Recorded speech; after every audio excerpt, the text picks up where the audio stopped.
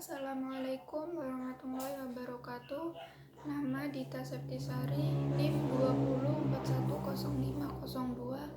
204105020107, kelas Ekonomi Syariah 3. Di sini saya akan menanggapi video yang diberikan oleh Bapak Dr. Abdul Wadud Nafis, LCMEI, dengan materi ekonomi tertutup tanpa kebijakan pemerintah. Pada dasarnya atau secara teoritis, ekonomi tertutup tanpa kebijakan pemerintah atau ekonomi dua sektor dibagi atas 3 macam, yaitu ekonomi 2 sektor, ekonomi 3 sektor, dan ekonomi 4 sektor terbuka. Namun pada video tanggapan kali ini, saya akan membahas secara lebih dalam khusus mengenai ekonomi 2 sektor atau disebut dengan ekonomi tertutup tanpa kebijakan pemerintah. Pengertian ekonomi dua sektor.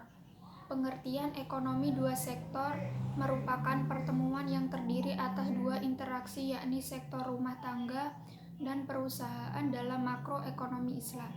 Interaksi perekonomian dua sektor ini dipandang sebagai aktivitas ekonomi yang paling sederhana. Pembahasan ini menyangkut konteks tingkat kegiatan ekonomi negara, sehingga perekonomian dan sektor ini membicarakan tentang pendapatan negara atau penawaran akrerat atau permintaan agen. Namun keseimbangan perekonomian yang dibangun dengan asumsi sederhana di mana ada 2 pelaku ekonomi. Pembahasan interaksi pelaku ekonomi dalam perekonomian dan sektor dapat dibedakan dalam 2 corak kegiatan.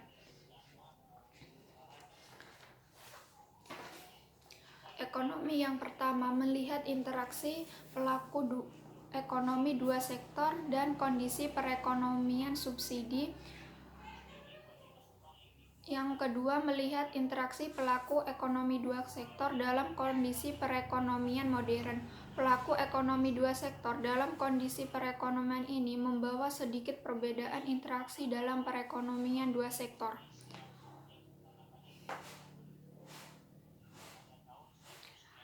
Diagram ekonomi dua sektor. Di awal sudah dijelaskan bahwa ekonomi dan sektor merupakan perekonomian dengan sistem sederhana yang hanya melibatkan rumah tangga konsumen RTK dan rumah tangga perekonomian RTP. Pelaku ekonomi berperan sebagai konsumen dan produsen.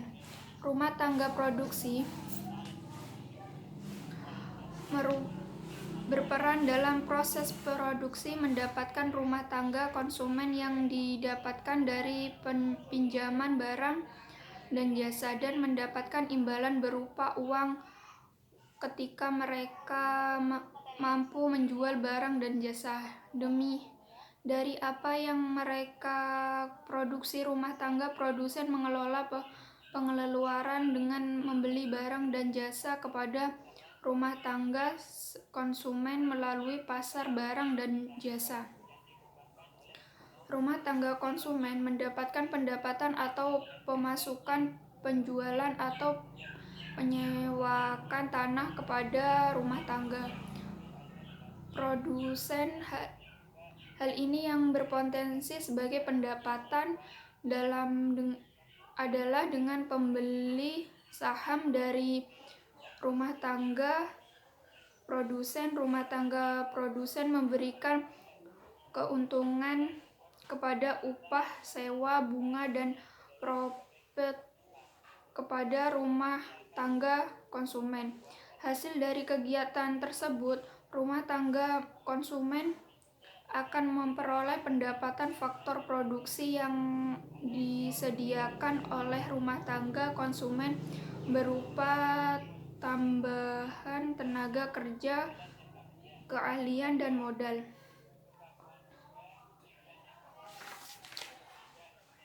Aturan pendapatan. 1. Sektor perusahaan menggunakan faktor-faktor produksi yang dimiliki oleh rumah tangga. 2. Sebagian besar pendapatan yang diterima rumah tangga akan digunakan untuk konsumen, yaitu membeli barang dan jasa. jasa yang dihasilkan oleh sektor perusahaan. 3. Sisa pendapatan rumah tangga yang tidak digunakan untuk konsumen akan ditabung dan investasi keuangan. 4. Pengusaha yang ingin melakukan investasi akan meminjam tabungan rumah tangga yang dikumpulkan oleh investasi instabilitas keuangan. Hubungan konsumen dan pendapatan. Pendapatan rumah tangga merupakan faktor terpenting untuk menentukan tingkat pengeluaran, dalam artian ketika rumah tangga belum mendapatkan pendapatan sama sekali pasti akan melakukan konsumsi. Namun jika telah mendapatkan pendapatan, maka sampai pada saat adanya keseimbangan. A. Pada pendapatan yang rendah, rumah tanggapan akan mengambil tabungan yang berarti mereka harus menggunakan kartu yang dimiliki untuk membiayai konsumsi. B. Pada pendapatan yang tinggi, rumah tangga akan memulai menabung. Kecondongan mengonsumsi.